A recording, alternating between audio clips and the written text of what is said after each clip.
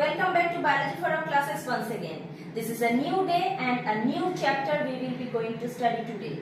You all know this is the only platform where you can get concept-based, concise and information-rich videos on life science. Our classes cater students from higher secondary, medical aspirants, and we also cover syllabus of various competitive examinations as well. So, without further any delay, let's begin today's class. In our previous class, we have studied about the total structure, developmental study of hypothalamus and pituitary gland, and today we will be discussing about the hormones secreted from those glands. Okay, so without any delay, let's begin today's class. In the previous class, we have already covered the total anatomical and structural and functional portion of the hypothalamus and pituitary gland, and we already studied the total developmental pattern of the formation of those glands. Okay, so today we will be going to study about the hormones that have been secreted from the hypothalamus and the pituitary, both the pituitary anterior and posterior. Okay, so before directly starting about the hormonal portion, let's revise previous class for you once again. So, as you have already studied, this is the hypothalamus. I am writing in short form. Okay, this is the hypothalamus, and the tissue which is extended from the hypothalamus is named as infundibulum. Okay, this is the hypothalamus and this is the extending or hanging tissue from the hypothalamus, which is infundibulum, and from this is the anterior pituitary and this is the posterior pituitary gland. Okay, and within the pituitary itself we already have studied that this is the pars distalis and this is the pars intermedia, pars distalis. I am just revising once again for you, and this is pars intermedia, intermedia, and this portion is pars nervosa, which is present within the within the posterior pituitary. Okay, so as each and every gland, the hypothalamus and the pituitary also need some blood supply. So let's go through this once. Imagine this is the artery. Okay, artery, that's why it is carrying the oxygenated blood. That is why I am drawing this with a red pen. And this supply blood to the hypothalamus, and this I am drawing in blue pen is the venous blood. It is the deoxygenated blood. That is, I am drawing this with blue pen. Okay, so the artery comes and gives oxygen to the tissues of the hypothalamus, and the rest of the blood is carried by the venous blood, which is deoxygenated. So this is the venous blood which is carrying the deoxygenated blood, and arterial blood which is supplies oxygen to the tissues of both the glands, and the carbon dioxide produced within the tissues are taken by the venous blood. Now here is a twist. What is the twist? Here some neurosecretory cells present everywhere. Okay, and those neurosecretory cells produce hormones, chemicals like hormones. Now, what is in the case of posterior pituitary? In case of posterior pituitary,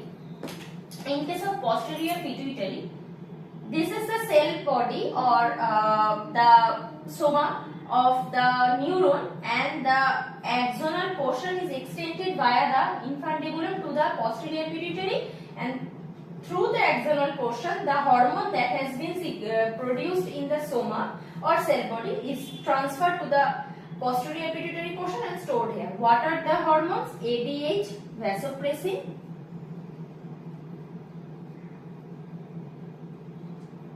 and another most important hormone, oxytocin. Okay, we will study about the roles of these hormones in further in today's class. Okay, now what it does in case of the anterior pituitary. In case of anterior pituitary, the venous portion is extended through the infundibulum and divided into various capillaries and supply blood to the anterior pituitary. Now, this this venous structure is called, this vein is called hypophyseal portal vein. What is portal vein? And everything I have already mentioned in the previous video, in the previous class. I will link it down somewhere so that you can make a note from that also.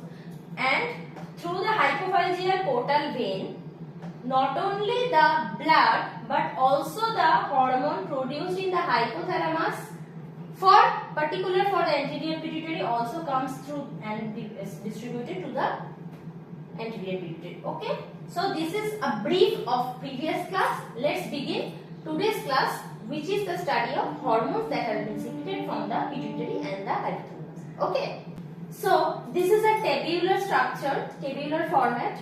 I am reading out for you to make you understand which hormone is secreted from which gland. Okay, so the first name of the hormone is growth hormone. In case of hypothalamus, as we already know, the hypothalamus put command over the anterior pituitary and the posterior pituitary so that they can produce and they can secrete hormone according to their need in body. Okay, so hypothalamus either produce releasing hormone or produce inhibiting hormone.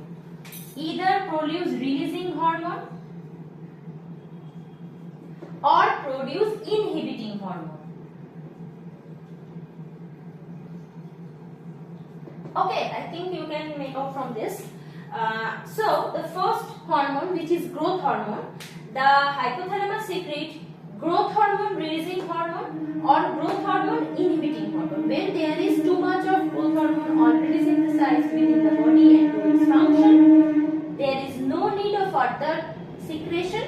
Then the growth hormone put the signal, negative feedback to the hypothalamus that do not secrete any hormone. So in that scenario, they secrete growth hormone, inhibiting hormone, and put the message to the anterior pituitary that please stop producing any hormone, otherwise it will produce hypersecretion and that will lead to various anomalies within the human body. Okay, I think up to this I am clear enough. So hypothalamus produces growth hormone releasing hormone or growth hormone inhibiting hormone.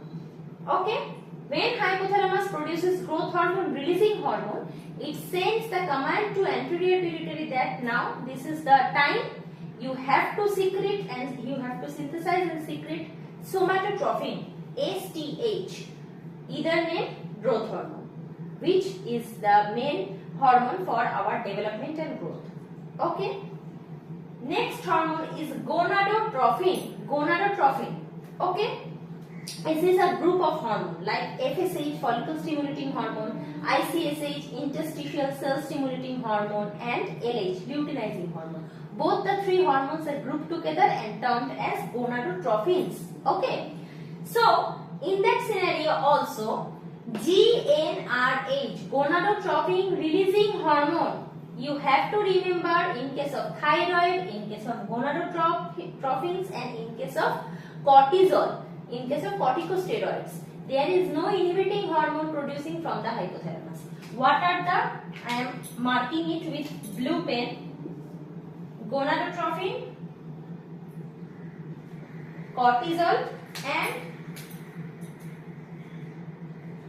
thyroid.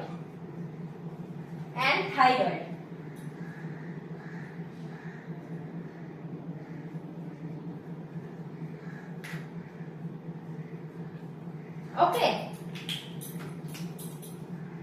In case of gonadotrophins, in case of ACTH like cortisol, and in case of thyroid hormone releasing hormone, the hypothalamus only produce releasing hormone, no inhibiting hormone is there. So how the negative feedback will function? In these three cases, the hormone produced from the anterior pituitary send the hormone to the various organs, and from those various organs directly the negative feedback come in action. We will study it further into this class. Okay. So gonadotrophins means a group of hormones, FSH, LH, and ICSH. Okay.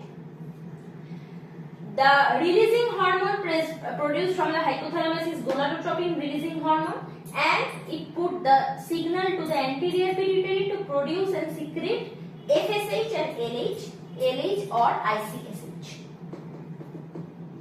Interstitial cell stimulating hormone. Okay. Third one is ACTH, adrenocorticotropic hormone, which has an action over the adrenal cortex region. Okay. The corticotropic releasing hormone is secreted from the hypothalamus. It also has no inhibiting hormone produced from the hypothalamus, and it put the signal to the anterior pituitary and tell the anterior pituitary that this is the time you have to secrete adrenocorticotropic hormone. Okay. Prolactin hormone releasing hormone and prolactin hormone inhibiting hormone, present and secreted from the hypothalamus and put the signal to the anterior pituitary to produce and secrete prolactin hormone, which is a milk producing hormone. There is a very important information I would like to give you here, that prolactin hormone is a milk producing hormone. It only produces milk and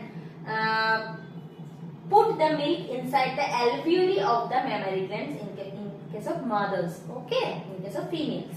But oxytocin hormone, which is being secreted from the posterior pituitary, is a milk ejecting hormones. When there is pregnancy in mothers, the expecting mothers, the oxytocin hormone come in action from the posterior pituitary, and when there is a mother and child equation is there, it helps the hormone milk to eject out from the mammary glands. Okay, this oxytocin hormone is also called milk ejecting hormone. So prolactin is a milk producing hormone. Please note it down. There are many questions coming from this point. Prolactin is milk producing hormone and oxytocin is milk ejecting hormone. Okay. So the fifth one is melanophore, melanin, which is responsible for melanin secretion and our skin color.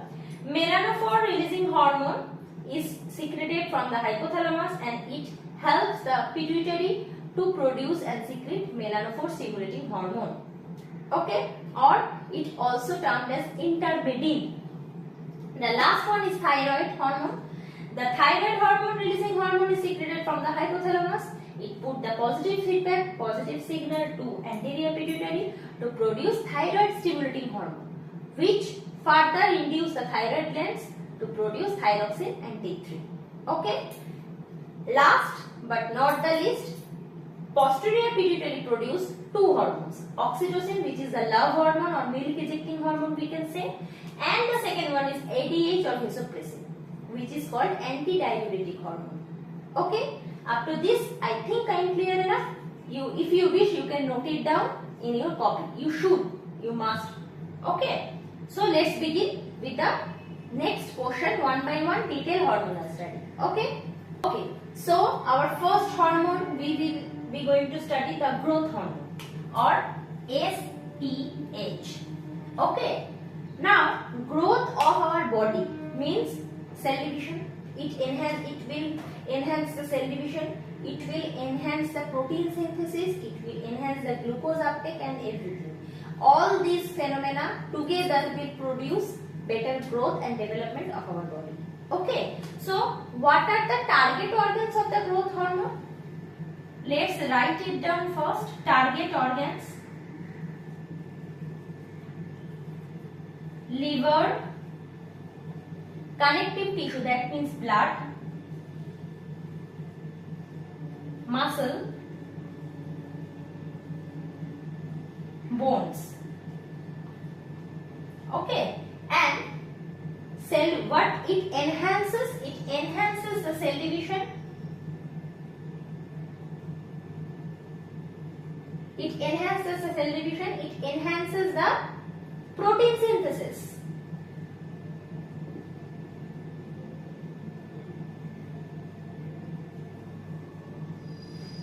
It enhances energy level.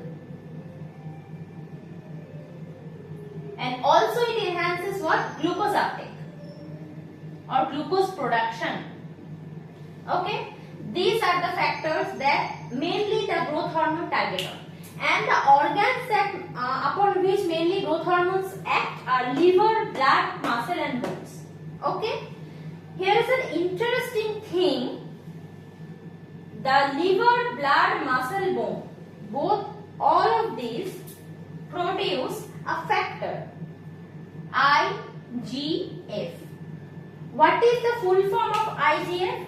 The full form of IGF is insulin-like growth factor.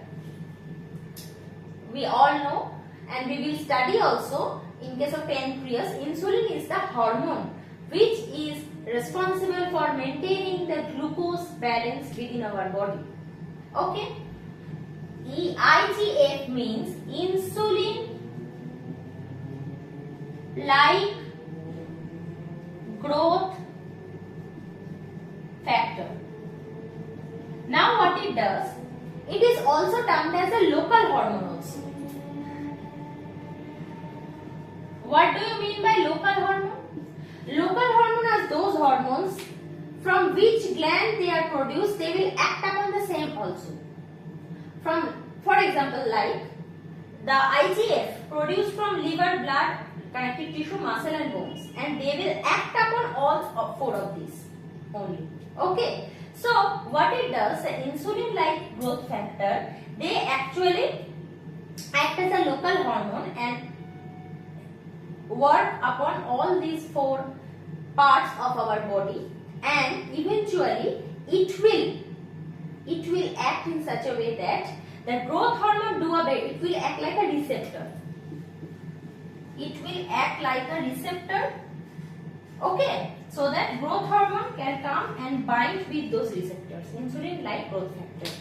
Okay, for the hormone, they will act as a receptor for the hormone for both of these, all of these glands. And after the binding, they will help the growth hormone to do its function. They will produce the glucose. How? Glucose is produced in our body by two mechanisms. What are the two mechanisms? Glycogenolysis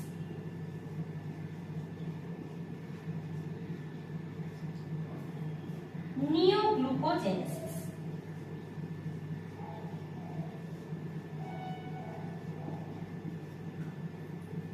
Now, what it does?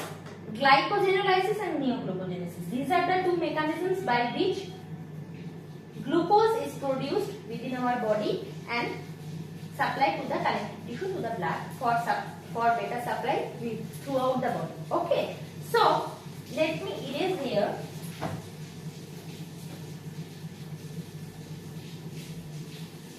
I think you have noted it down already. So, let me erase the total part. Okay. Suppose this is the liver and it will produce, it has stored glycogen. Glycogen is what? Glycogen is a polymer of glucose only. Okay, this is the liver, glycogen is stored here, and by the process of glycogenolysis, by the first process, glycogenolysis, it will break the glycogen and produce glucose. And from there, the glucose is supplied to the blood vessel and to circulate throughout the body. Okay, this is the first mechanism. The second one is neoglucogenesis. Neoglucogenesis means production of glucose other than glycogen. Other than glycogen means it can be fat, it can be protein also. Okay, neoglucogenesis means production of glucose other than glycogen. Other than glycogen, the substrate may be protein or maybe fat. It also enhances lipolysis. Lipolysis means breaking down of fat. Okay. So, comes to the next portion. Breaking down of fat. These previous two portions produce glucose. Breaking down of fat produce what? Energy. Lipolysis. Fat to energy conversion. And it also enhances a fourth process which is called proteogenesis.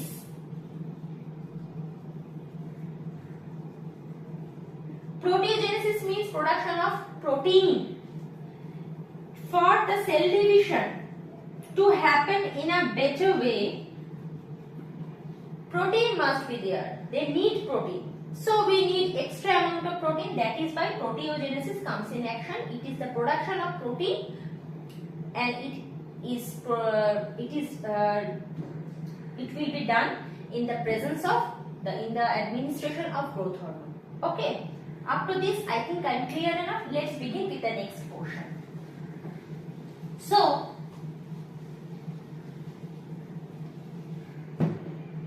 what is the feedback from hypothalamus?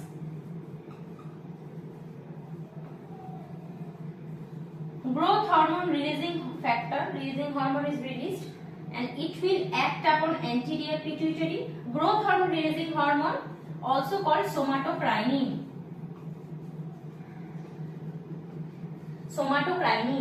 It will act on anterior pituitary, send command to anterior pituitary to produce and secrete what? Growth hormone, somatotropic hormone. And if this is an anterior pituitary, there are various somatotropes present, which produce the somatotropic hormone. Somatotropes. So the GHR is produced from the hypothalamus, induce the somatotropes to secrete somatotropic hormone, which is the growth hormone, and helps in growth and maintenance and development of our body. Okay, I think up to this I am clear enough. Let's begin with the next section. Before jumping into the prolactin, we need to study the abnormalities caused by the growth hormone, mainly its hyposecretion or hypersecretion. First one is dwarfism. The height of the human is 3 to 4 feet, not more than that, due to the hyposecretion or less secretion of somatotropic hormone or growth hormone. In the children, during the children's stage, when there is hyposecretion or less secretion of growth hormone or somatotropin is there, then it will lead to dwarfism. The second one is gigantism. I will attach picture of each and every disease for your better understanding over here somewhere. Okay. The second one is gigantism. Due to the over or hyper secretion of growth hormone, the individual height would be somehow like above 6 feet, above 7 feet. Okay. And their long toenails, long toes, long fingers in case of hands, in case of toes, and an abnormal situation is there. That is why it is called gigantism. The third one is Simon's disease or acromegalia. It is also produced present due to the hyposecretion of STH or growth hormone. Okay. The fourth one is acromegaly. It is due to the oversecretion of somatotropic hormone or growth hormone. The structure is somehow not like normal, and the face is swollen, the figures and body structure is swollen, and that is why it is called acromegaly. Swollen face, it is denoted by swollen face. I will attach the picture over here, and from the pictures you can understand about what disease does what. And this is a tabular format. You should write it down in your copy for better understanding in future. Okay. So up to this growth hormone we have almost completed. Let's begin with the prolactin hormone. Our next hormone is prolactin hormone. Prolactin hormone is mainly termed as milk producing hormone.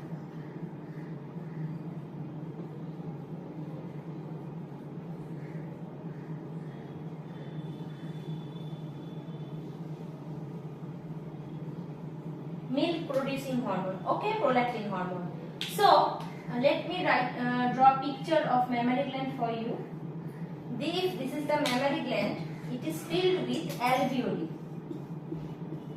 glandular structure. It is filled with alveoli. Okay. So from hypothalamus, which hormone will secrete? Prolactin hormone releasing hormone, and it sends signal to anterior pituitary to produce prolactin hormone. Okay, we have already studied this. From hypothalamus, prolactin hormone releasing hormone is secreted, and it sends command to anterior pituitary to form prolactin. Prolactin hormone will produce milk, will synthesis milk.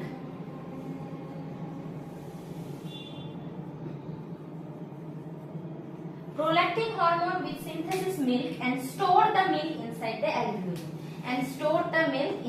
alveoli. Now the alveoli is full of milk, but here is a twist. The alveoli will be filled with milk, but the milk won't eject out. Okay. Hypothalamus produce prolactin hormone releasing hormone. It will send command to anterior pituitary to produce prolactin. Prolactin is a milk producing hormone. It synthesis milk and fill the alveoli with milk. But the milk won't eject out.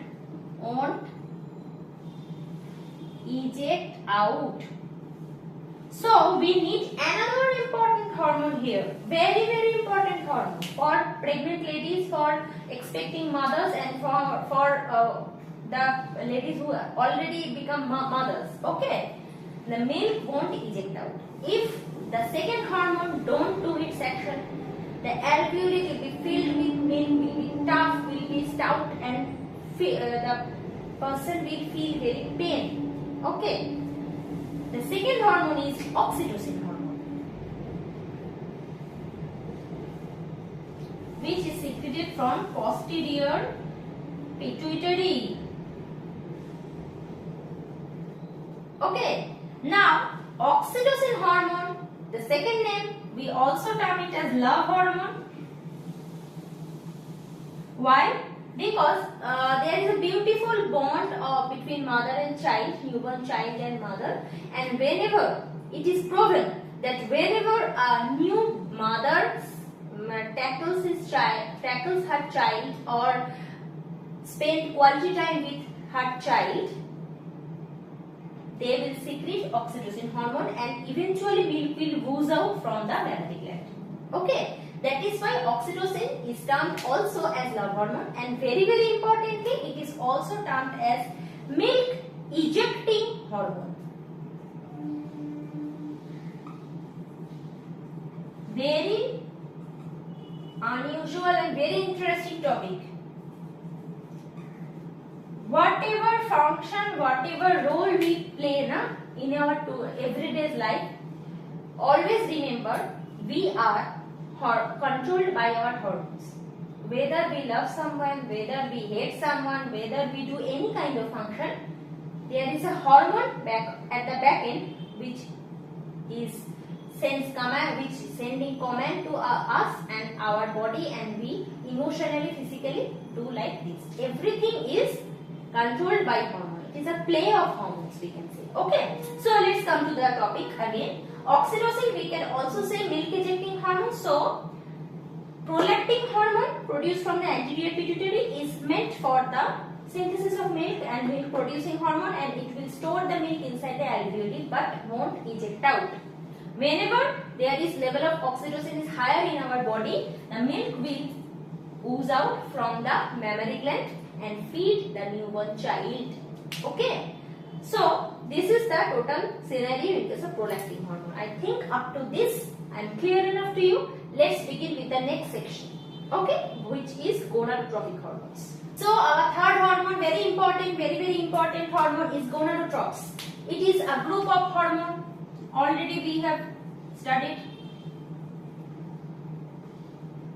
What are they? FSH, follicle stimulating hormone.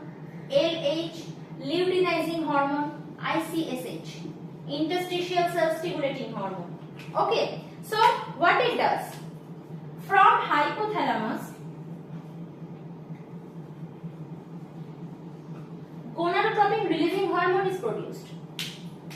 It will eventually induce the anterior pituitary to produce FSH, LH, ICSH from time to time. Okay, and this FSH, LH and ICSH put their function. What is the target organ?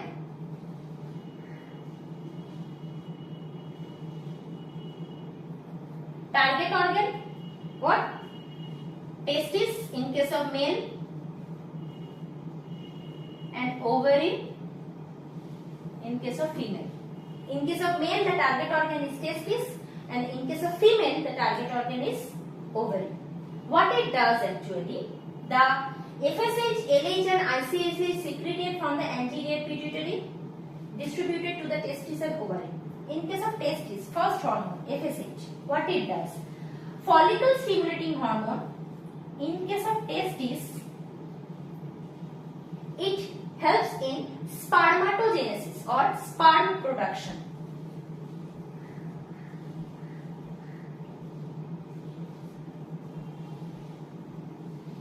In case of ovary, it helps in ovum production, oogenesis.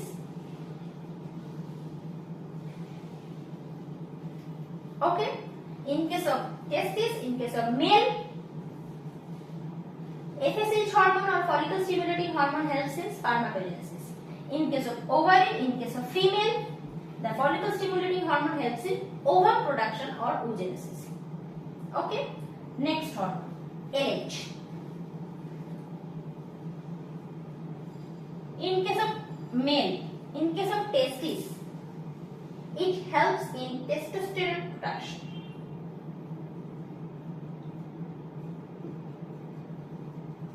In case of ovary, in case of female, it helps in estrogen. These are steroid hormones, okay? Estrogen and progesterone production. I think students, you are writing each and everything in your copy. Otherwise, you will it will mix in your mind and you will forget everything. Okay. LH and ICSH hormone, the function of both of them are somewhere equal. That is why I am writing one in particular. Luteinizing hormone in case of males, in case of testes, it produces testosterone. It helps in production of testosterone hormone, which is very important for secondary sexual character development in case of male. In case of female, the luteinizing hormone will produce estrogen and progesterone. It will help in secondary sexual character production or development in case of females. Very, very important. Okay. I think up to this, everything is clear enough to you. So, whenever there is ample amount of hormone is present in the target organ, it will produce negative signal to the hypothalamus.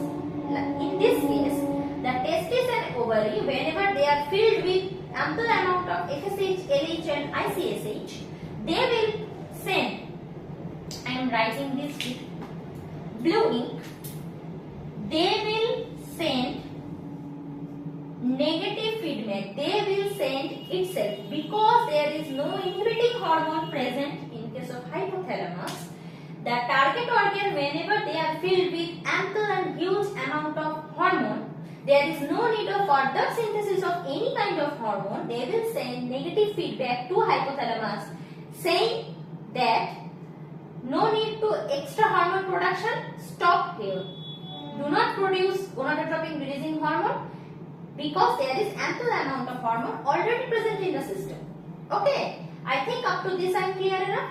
Let's jump into the next hormone, which is adrenocorticotropic hormone.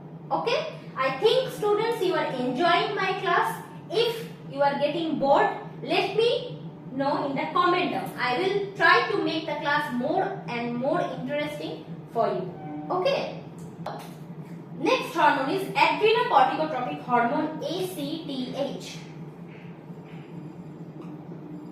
Let's begin. From hypothalamus, the corticotropin releasing hormone,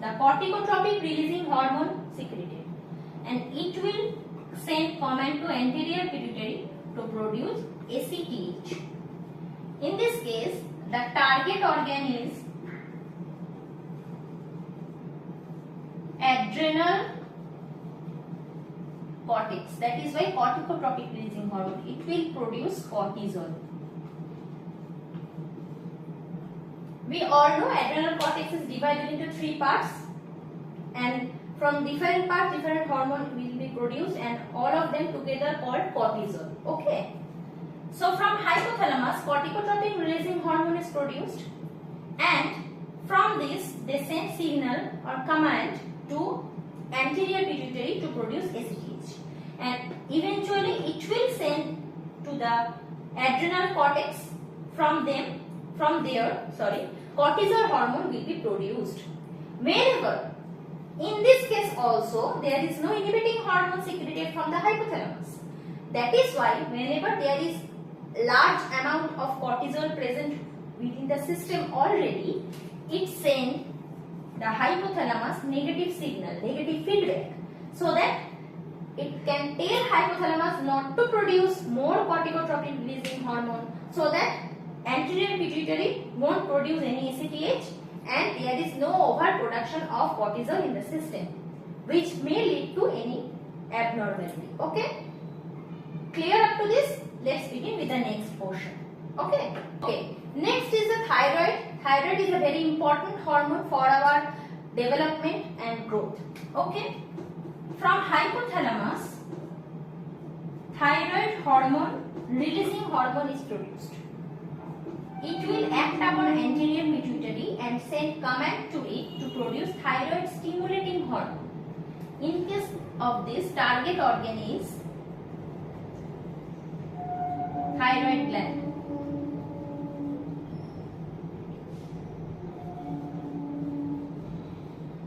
It will produce T4, T3.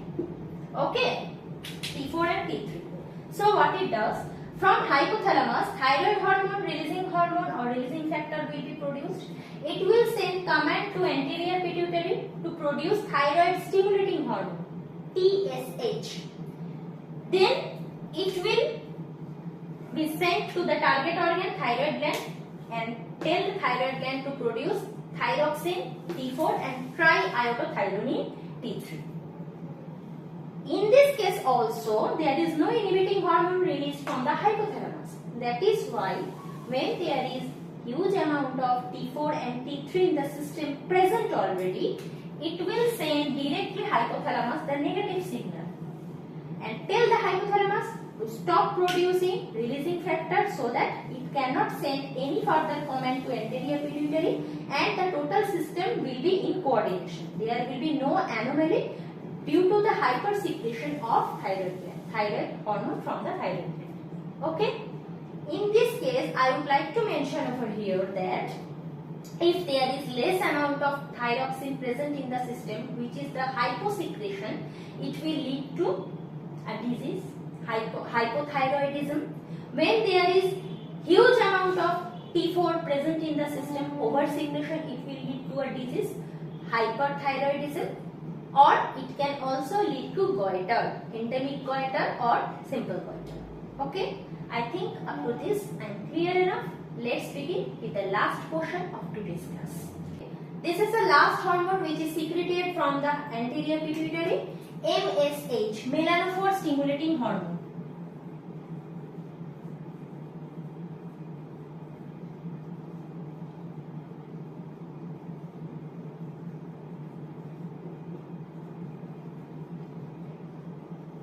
Melanophore stimulating hormone. Okay.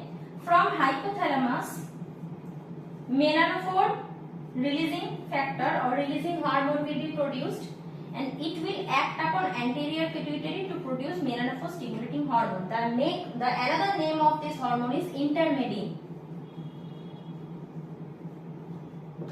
Target organ,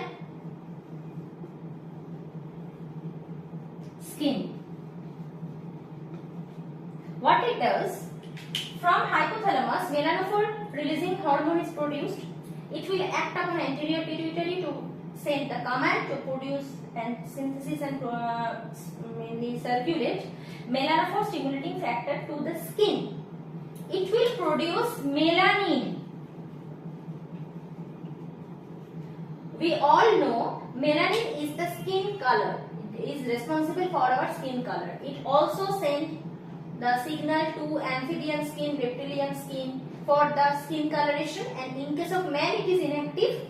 In case of human, in case of females, the skin pigmentation is mainly dependent upon melanin and the hormone, melanophore stimulating hormone, is controlled this function. Okay, the melanin secretion is controlled by MSH. Okay, or intermedin we can say also. Let's continue with the hormones that have been secreted from the posterior pituitary in today's class. Okay, we have almost come to the last portion of today's class, the hormone from hypothalamus and pituitary. This is the list of hormones that have been secreted from the posterior pituitary. We already know, already we have studied from the last lecture that the posterior pituitary is very favored by the hypothalamus. How? Because it do not do any function to produce any kind of hormone. It is under direct hypothalamic administration, and from the hypothalamus, the hormone produced from the hypothalamus, the cell body in the hypothalamus of neurons, and come to the posterior pituitary by the axon and stored here. The work of the posterior pituitary is just to store the hormones and release whenever it is needed. Okay. These two hormones have been secreted from the hypothalamus, from the posterior pituitary, oxytocin and vasopressin. The another name of oxytocin is pitocin, and the another name of vasopressin is ADH, antidiuretic hormone. Okay. Oxytocin, it is secreted from the paraventricular nucleus of the hypothalamus. Paraventricular nucleus of the hypothalamus, the oxytocin or pitocin have been secreted. And the main function is it helps in birth. That is why it is also can be called as birth hormone. How? During labor, it helps in smooth contraction of the smooth muscles of the vaginal portion, so that the natural birth can happen very easily and the child easily comes out through the vagina. That is why it is called birth hormone. That is why it is called birth hormone. The another name is milk ejecting hormone. Already we have studied. The function of the prolactin hormone is to produce milk and store it inside the alveoli of the mammary gland, and the function of oxytocin is to eject out the milk whenever it is needed. Okay. Let's come to the vasopressin or ADH, antidiuretic hormone. It is secreted from the supraoptic nucleus of the hypothalamus. Supraoptic nucleus of the hypothalamus. What are its function? It increases vasoconstriction. It constrict or put a pressure over the arteries and vein, and vasoconstriction will happen and it increase the blood pressure. Okay. It controls the osmoregulation, the ionic balance inside the body. It has antidiuretic effect. Whenever there is less amount of ADH or hyposecretion of ADH in the body, it will lead to diabetes type 2. Diabetes insipidus. Okay. Whenever there is less amount of vasopressin present inside human body, it will lead to diabetes insipidus, which is characterized by frequent urination, 10 liters of urine per day, or polydipsia, that is increase of thirst. Okay, increase of need of water in our body. Okay, it will eventually do not, and mainly the antidiuretic effect is it will retain, it will reabsorb water through the mainly nephron system, and water retention is the main function.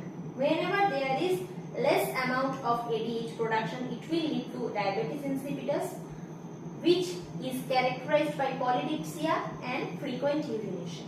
It can, whenever there is less amount of ADH, it cannot help in water retention, water reabsorption. It cannot do its antidiuretic effect.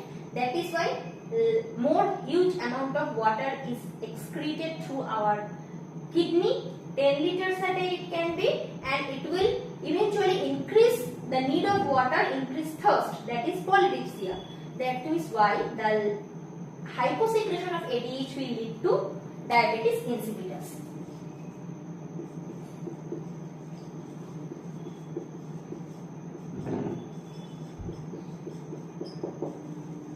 So, as of now, we have almost covered the total hormonal function, its abnormalities, the hormones secreted from the hypothalamus and from the anterior pituitary.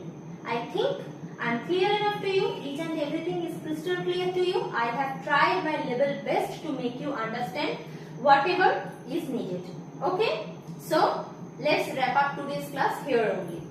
We have studied about the total hormonal regulation, hormonal control, hormonal abnormalities in case of hypothalamus and pituitary gland. I think I have covered almost everything from your syllabus. If there is any doubt from your side or any question left from your side, you can always comment down below, or you can email me in my email ID, which is right now popping in your screen. I will attach pictures whenever it is needed, wherever it is needed for your better understanding. If you like the video and if you enjoy the learning process with me, you can always share the video as much as possible, comment down below and subscribe to this channel for upcoming interesting topics on life science. So for today, goodbye.